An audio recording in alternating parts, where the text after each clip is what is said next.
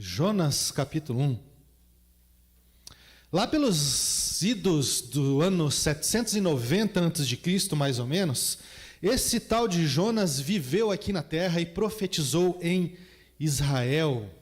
Ele profetizou no reinado de Jeroboão II, e para Israel, Jonas foi um portador de boas notícias, porque Jeroboão ele estabeleceu novamente limites e fronteiras que haviam sido tomadas anteriormente. Então ele expandiu novamente o reino. E a gente vê que Jonas profetizou nesse período lá em 2 Reis 14, 25. Depois você pode conferir.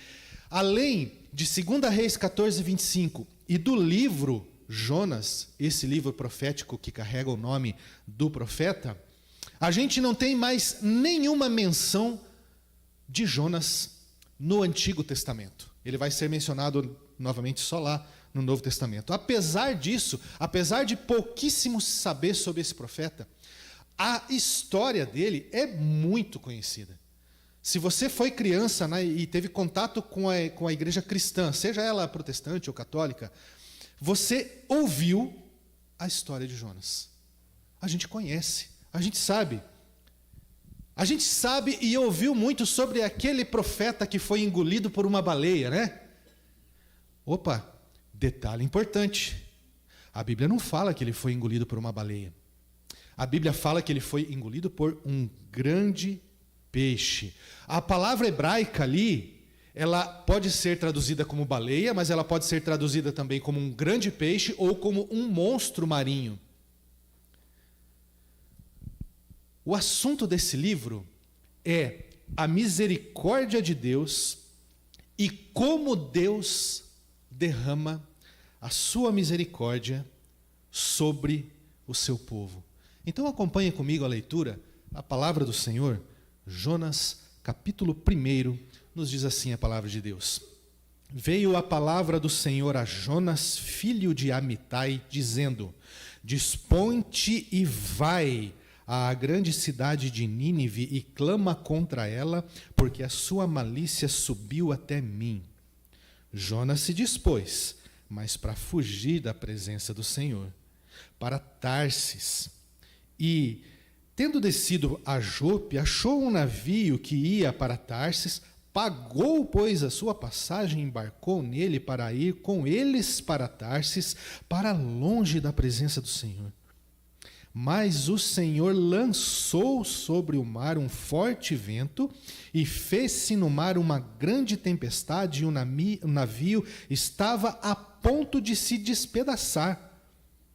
Então os marinheiros, cheios de medo, clamavam cada um ao seu Deus e lançavam ao mar a carga que estava no navio para o aliviarem do peso dela.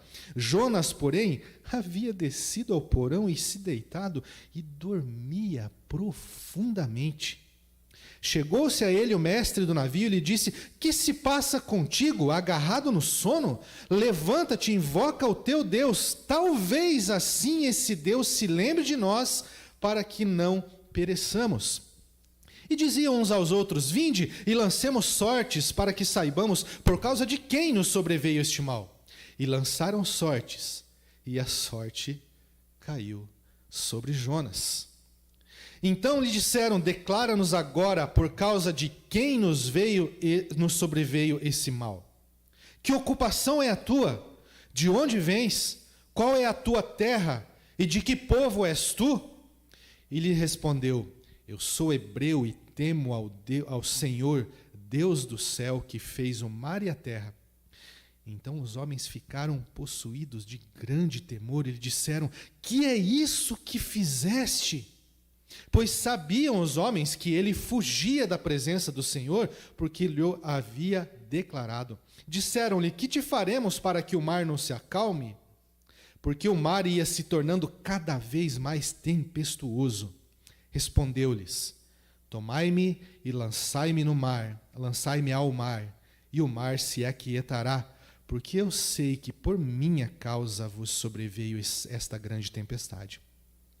Entretanto, Os homens remavam esforçando-se para alcançar a terra, mas não podiam, porquanto o mar se ia tornando cada vez mais tempestuoso contra eles.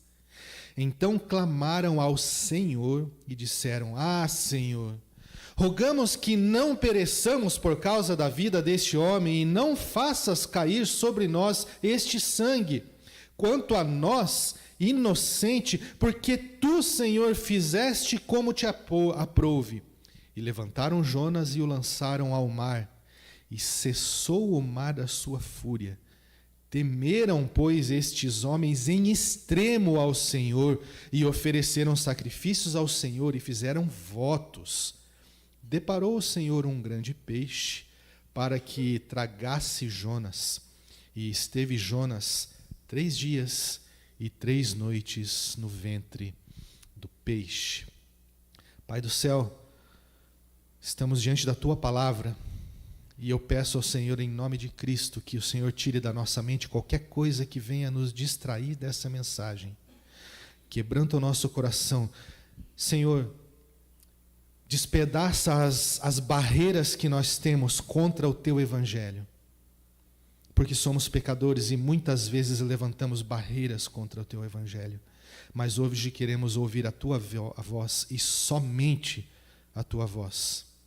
Que somente o Senhor seja visto e ouvido hoje aqui, em nome de Jesus. Amém. Amém, meus irmãos.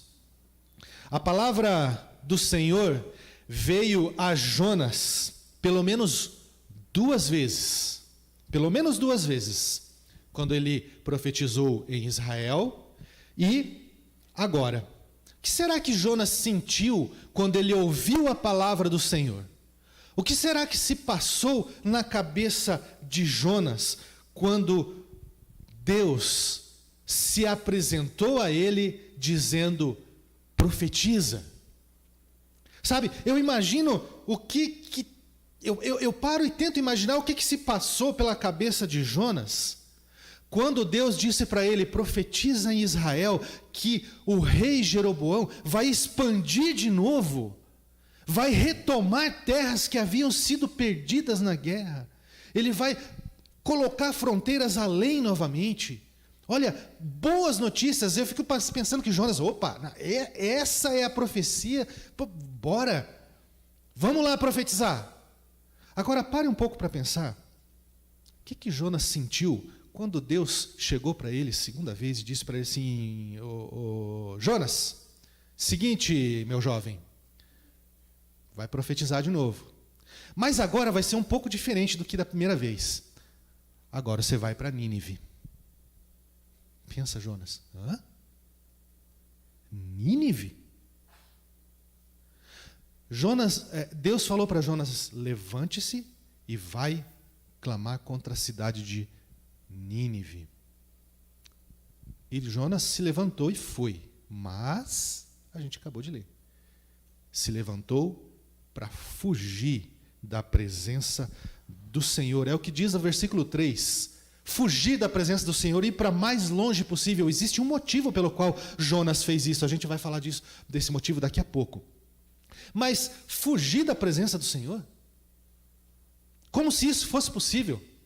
Acho que a ideia de Jonas, a cabeça de Jonas a mentalidade de Jonas estava um pouco turva aí, estava um pouco dissonante do salmista, que disse assim: para onde eu fugirei da tua presença? Se eu subir a um monte, se eu descer ao mar, se eu for para lá, se eu for para cá, se eu for para a lua, para Marte, qualquer lugar que eu for, ali a tua face me encontrará. E Jonas tenta fugir da presença do Senhor. Mas Deus está em todos os lugares. Eis aí um dos atributos incomunicáveis do Senhor: a onipresença. Ele está em todos os lugares. Se Nínive ficava para leste, Tarsis ficava a oeste. A localização de Tarsis aqui não é muito precisa, mas é para o outro lado. Então é mais ou menos assim. Deus falou para o Jonas: vai para lá. Jonas se levantou e foi para lá. É isso que aconteceu. Para longe do Senhor. E o texto fala que ele entrou no navio, e eu imagino, por questão questões lógicas, que era mais ou menos um barco do tamanho desse que a gente viu no vídeo. E Deus lançou um forte vento e o mar ficou revolto. Eu imagino que o mar estava mais ou menos igual nesse vídeo que a gente viu. Eu não sei se vocês prestaram atenção bem no comecinho do vídeo que a gente viu, que tem uma pessoa dentro daquele barco, dentro daquele barquinho pesqueiro, é um barco pesqueiro. E dá para perceber que aquela pessoa tá manobrando o barco, tentando sair daquele lugar, e ela não consegue sair dali. E num barco daquele tamanho, numa tempestade daquela, o barco virando e sendo jogado para lá e para cá e quase virando, quase sendo despedaçado, como diz aqui o texto. A Bíblia diz também que Jonas desceu ao porão do navio, o que ele fez? Foi dormir. Ele dormia profundamente. Aí eu pergunto, meus irmãos, quem em sã consciência dorme profundamente numa situação dessa? Tu está a ponto de morrer. As pessoas que estão junto com você estão a ponto de morrer. Você não sabe nada de navio. Os marinheiros lá que estão acostumados com essas coisas estão desesperados. E o cidadão vai dormir profundamente. Quando aqueles marinheiros ficaram sabendo que a tempestade foi lançada sobre o mar por causa de Jonas, eles lançaram sorte. Lançar sorte era algo comum naquela época. Eu fico imaginando Jonas olhando assim, falando, vamos acreditar nisso agora. E a sorte cai sobre quem? Jonas. Aí não teve jeito. É claro, não foi por acaso, tá? Deus conduziu a história para isso. Lembre-se disso. Deus conduziu e mostrou que era por causa de Jonas. Aí eles olharam para Jonas e falaram assim para Jonas: essa tempestade está aqui e o barco está sendo quase despedaçado, e se esse negócio aqui despedaçar, a gente vai morrer, porque olha como é que está o mar, está vendo o tamanho das ondas? A gente não consegue sair daqui nem de barco, imagine se a gente tentar nadar. Então, fala aí, o que a gente tem que fazer para que esse mar se acalme, para que o mar se acalme? Aí Jonas falou assim: vamos fazer o seguinte, vira de volta lá em direção ao porto, a gente volta, eu vou descer e vou obedecer ao Senhor, eu vou lá para Nínive pregar. Foi isso que Jonas falou? O cidadão falou assim, me joga no mar e o mar vai se acalmar. Ele preferia morrer.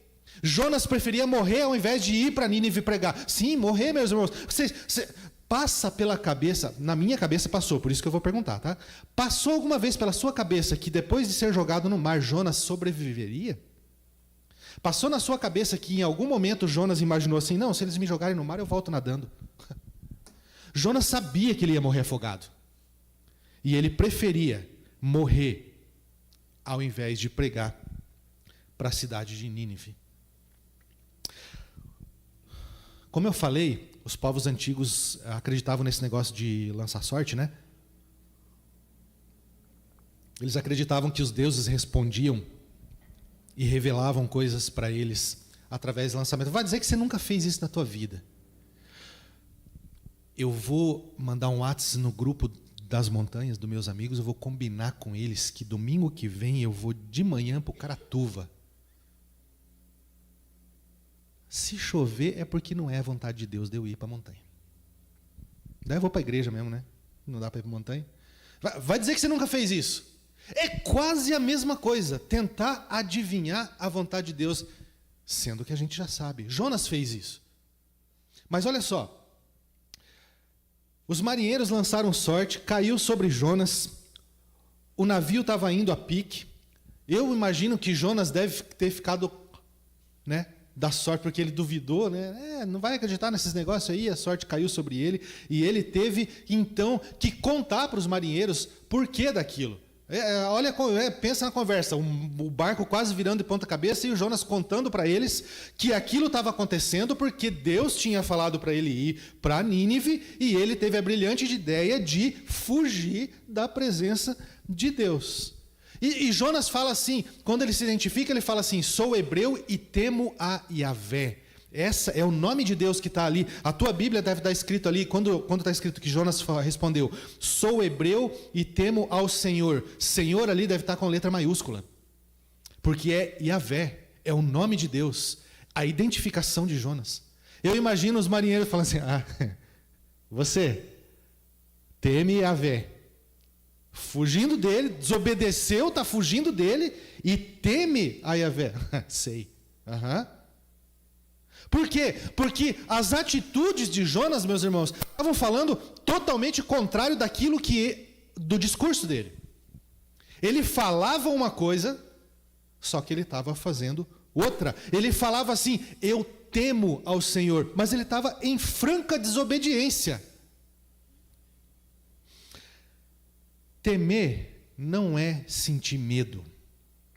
Temer é reconhecer a grandeza. Temer envolve reverência, envolve obediência. Isso é temer ao Senhor. O texto vai correndo e a gente vê que os marinheiros não queriam. Jonas falou: me joga no mar, e os marinheiros não queriam. Eles ainda tentaram remar para voltar à terra. Pensa num negócio desse. Jonas não tinha misericórdia de Nínive, mas esses marinheiros pagãos não queriam jogar Jonas no mar, porque eles sabiam que Jonas ia morrer.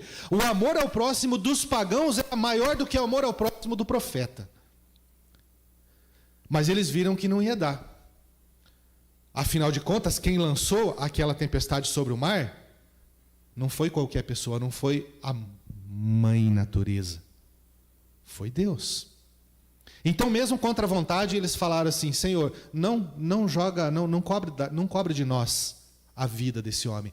E lançaram Jonas no mar. Da mesma forma que Deus lançou o vento, eles lançaram Jonas no mar e o mar se acalmou. E eu fico imaginando de novo a cara de Jonas. Não, pensa. Boiando ali, né? Aí aquela tempestade foi embora, o mar ficou calmo. Ele olha o barquinho indo embora, né? Sabe assim, em direção ao pôr do sol, se afastando. E Jonas, que possivelmente, aí é coisa da minha cabeça, não está escrito na Bíblia, mas a gente pode pensar nessas coisas assim, né? Eu imagino que Jonas pensou assim: eles me jogam no mar, a morte é relativamente rápida, bluf, afoga, pronto, acabou.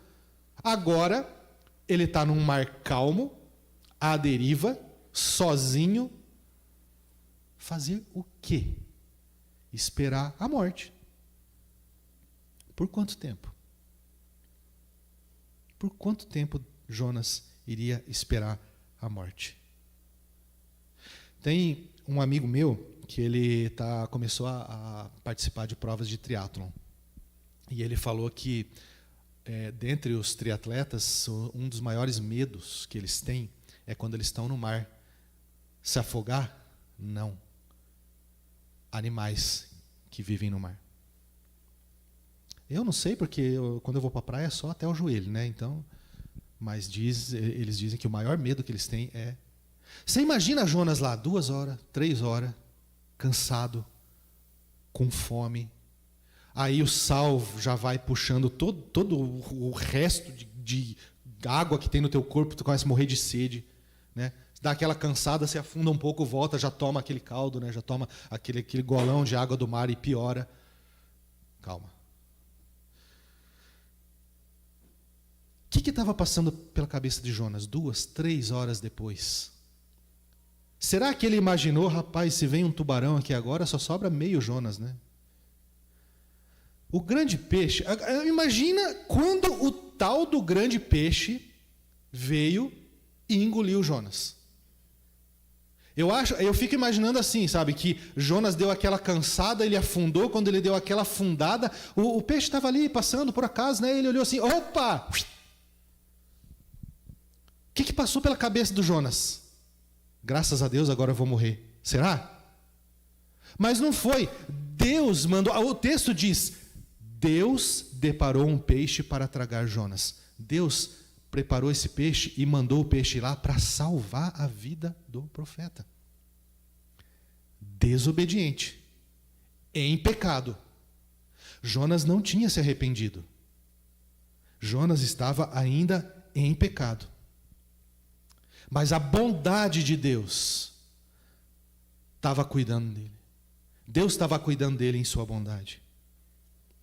E mandou aquele grande peixe para salvar ele.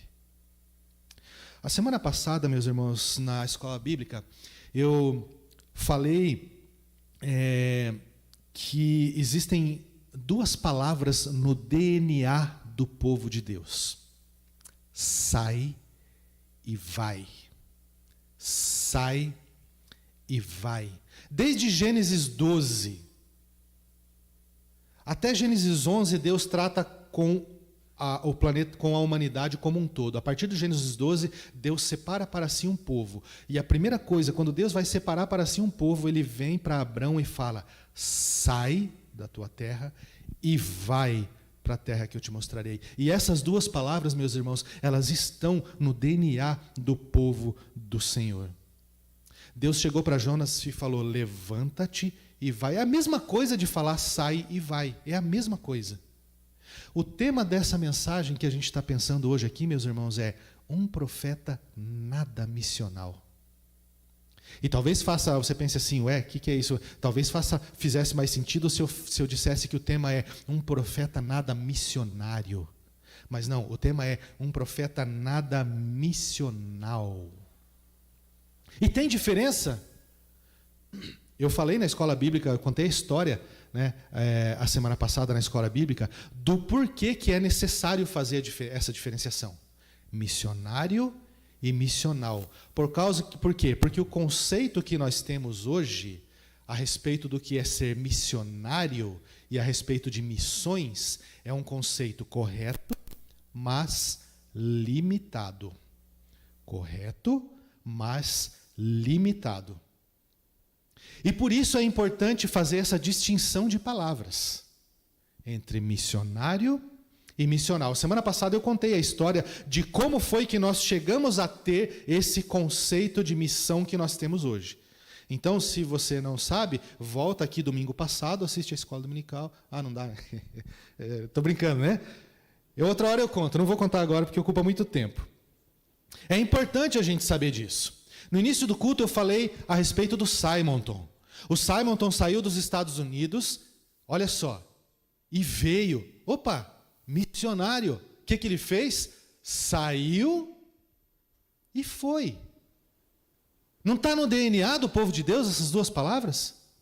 E é exatamente esse o conceito de missões que nós temos. Se eu perguntar para vocês o que é fazer missão, provavelmente na sua cabeça a primeira coisa que vem é ir para um outro lugar, para um outro país, fazer missões, pregar o evangelho, plantar igrejas. Foi o que Simonton fez. Saiu dos Estados Unidos, veio para o Brasil fazer o quê? Pregar o evangelho, plantar igrejas.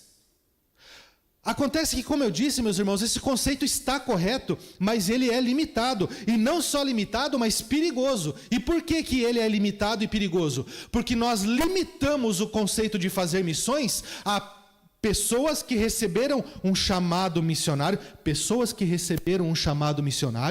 para ir a um outro país, pregar o evangelho e plantar igrejas. Então, se eu não tenho chamado missionário, eu ir para outro país, talvez de férias. Agora, morar em outro país para pregar o evangelho e plantar igrejas, eu não tenho esse chamado. Quando muito, a pessoa dá uma oferta no mês de agosto, afinal de contas, o mês de agosto é o mês das missões. Então, quando muito, muitas pessoas dão uma oferta para missões e agora, beleza, até o ano que vem. Percebe o perigo? Esse conceito é antibíblico. Não é isso que Cristo ensina. E afinal de contas, pastor, o que é ser missional? Deve estar passando pela tua cabeça aí. O que é ser missional? Ser missional é o que Cristo ensina. Tem um missiólogo que escreveu a seguinte definição: ser missional é ser um missionário sem mudar de CEP. Como discípulo de Cristo, todos nós somos missionários. Todos, sem exceção.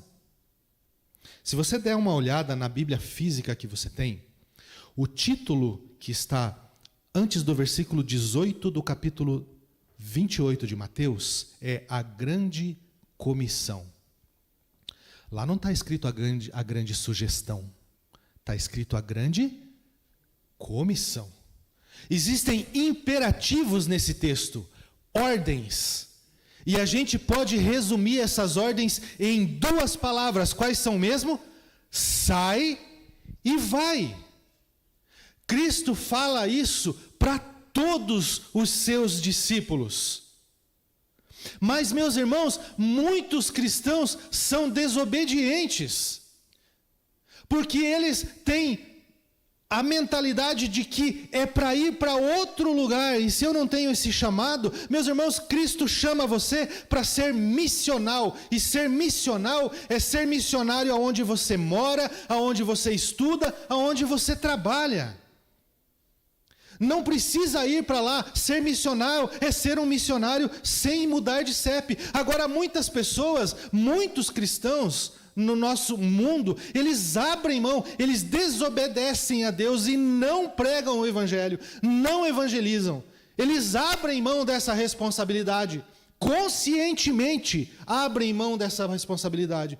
Mas, diferente de Jonas, eles não fogem da presença de Deus. E eu falei no começo que Jonas fugiu da presença de Deus e havia um motivo para isso. Qual era o motivo? Jonas pensou assim: Nínive, pregar o evangelho, profetizar, não vou.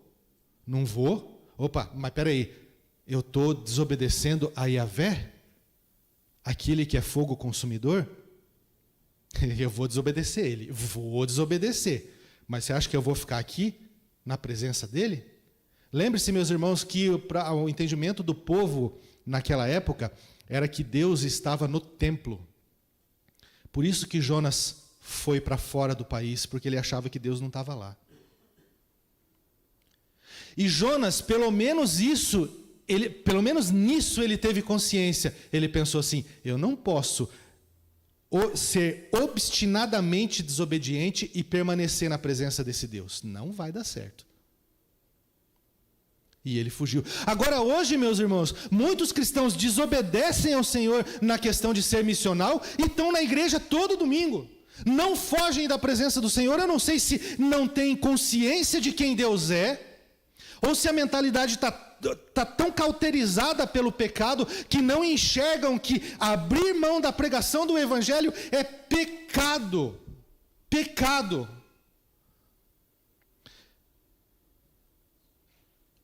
Como é possível que nós, cristãos, que afirmamos temer a Yahvé, vivamos em paz sem pregar o evangelho? O Deus de Jonas é o nosso Deus. É o mesmo Yahvé. Se você perguntar para ele assim: Senhor, o senhor lembra daquele dia que o senhor lançou a tempestade no mar lá? Ele fala: lembro, como se fosse hoje. Para ele não existe tempo, né? 1 João 2, 3-6 diz assim: e nisto sabemos que o temos conhecido, se guardamos os seus mandamentos. Aquele que diz, eu o conheço, mas não guarda os seus mandamentos, esse é mentiroso e a verdade não está nele. Mas quem guarda a sua palavra, nele verdadeiramente tem sido aperfeiçoado no amor de Deus. Nisto sabemos que estamos nele. Quem diz que permanece nele, deve assim, também andar assim como ele andou. A grande comissão é um mandamento, meus irmãos. Eu conheço Cristo. Você afirma isso? Nós afirmamos isso? Cumpramos a grande comissão, que não é uma grande sugestão. Sejamos missionais. E por que eu estou falando isso? Porque eu estou apontando assim? Não. Eu estou junto. Porque Deus tem falado isso para mim e eu tenho compartilhado há algum tempo com alguns irmãos aqui na igreja. E eu tenho percebido nessas conversas com os meus irmãos que realmente não é só para mim que Deus está falando que a gente está errado. Está falando para outras pessoas aqui na igreja também. Deus está falando para a gente assim: vocês estão falhando em ser missionais. 2 frases que me impactaram e me impactam, eu quero compartilhar com vocês. A primeira é: o único motivo pelo qual Deus mantém a igreja dele na terra é para que ela cumpra a sua missão, a missão dele. Lembre-se, nós somos comissionados. Pregar o evangelho não é uma missão nossa, é uma missão de Cristo. A igreja é comissionada. E a frase diz: o único motivo pelo qual Deus mantém a igreja dele na terra é para que ela cumpra a missão. A segunda frase é: a pregação do evangelho é para a igreja, assim como a corrente sanguínea é para o corpo. Se o sangue não circula, o corpo está morto. Se a igreja não prega, e talvez você tenha pensado, a igreja vai morrer. Não, ela já morreu. Ela já morreu. A boa notícia é que Deus é especialista em ressuscitar morto. É ou não é? É ou não é? Deus é especialista em ressuscitar gente como eu, que precisa ser missional. Qual foi a reação de Jonas depois que ele foi tragado pelo peixe? Acompanhe comigo a leitura do capítulo 2. Ele orou, e a oração dele diz o seguinte: então Jonas, do ventre do peixe, orou ao Senhor, seu Deus, e disse: na minha angústia clamei ao Senhor, e ele me respondeu. Do ventre do abismo gritei, e tu ouviste a minha voz. Pois me lançaste nas profundezas, no coração dos mares, e na corrente das águas, e a corrente das águas me cercou. Todas as tuas ondas e as tuas vagas passaram sobre mim.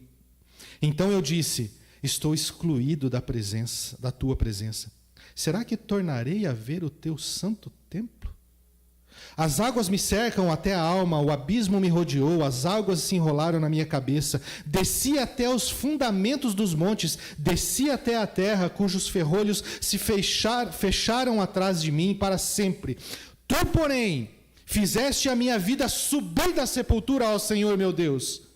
Quando dentro de mim desfalecia a minha alma, eu me lembrei do Senhor, e subiu a ti a minha oração no teu santo templo. Os que adoram ídolos vãos abandonam aquele que lhes é misericordioso. Mas com a voz de agradecimento eu te oferecerei sacrifício. O que prometi, cumprirei. Ao Senhor pertence a salvação. E o Senhor falou ao peixe, e este vomitou Jonas na terra. Jonas se arrependeu, orou ao Senhor e disse: o que prometi, cumprirei. Meus irmãos, a vida de uma igreja local, a vida da igreja presbiteriana Filadélfia, Curitiba, ela depende em muito de que nós entendamos que nós precisamos ser missionários sem mudar de CEP. Quando foi que você se tornou discípulo? Você lembra? Quando você se tornou discípulo de Cristo, você assumiu o compromisso de andar como Cristo andou. E Cristo foi o maior missional que já passou por esse mundo. Basta você ler os evangelhos. Cristo viveu missionalidade. Você tem sido missional? Eu quero convidar você a assumir ou a reassumir esse compromisso de ser missional. Eu quero convidar você, que o Espírito Santo tocou no teu coração, assim como tem tocado no meu, a fazer a oração de Jonas e dizer assim: o que prometi, isso cumprirei.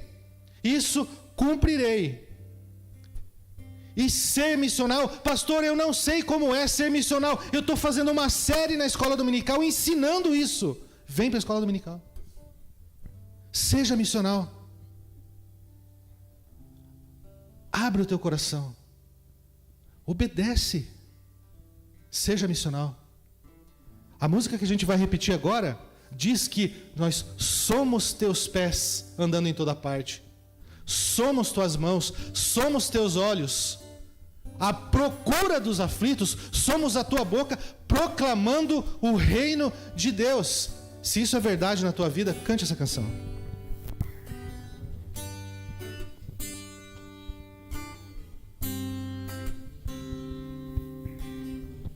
Todas as cidades, povoados e aldeias, percorria Jesus,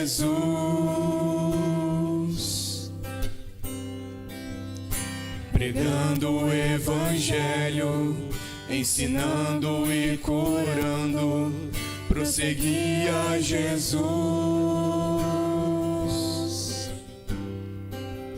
Vendo as multidões, cheio de compaixão, a seara é grande demais.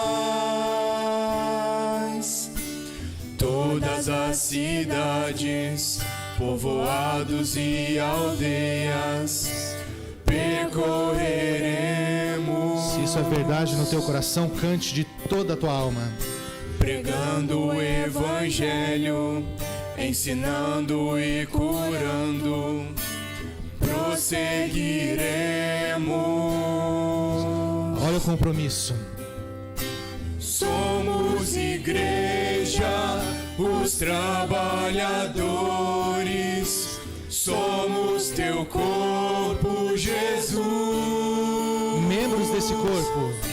Somos teus pés, andando em toda parte. Somos tuas mãos, curando e abençoando. Somos teus olhos, à procura dos aflitos. Somos tua boca, proclamando o reino de Deus.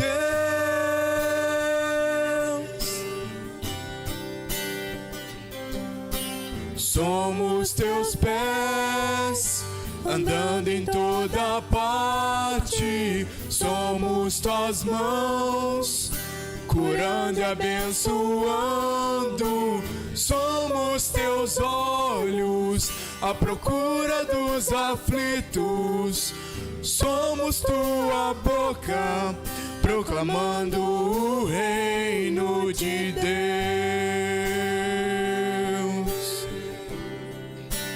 Enche toda a terra do conhecimento da tua glória, através do teu povo. Enche toda a terra do conhecimento da tua glória, através da igreja, através de nós.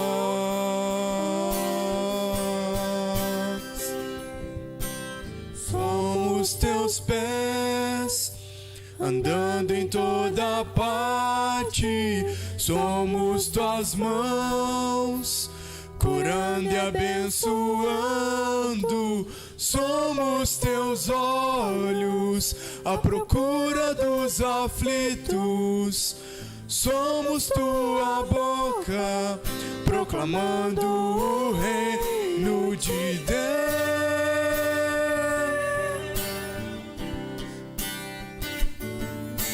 Somos teus pés, andando em toda parte. Somos tuas mãos, curando e abençoando. Somos teus olhos, à procura dos aflitos. Somos tua boca, proclamando o reino de Deus.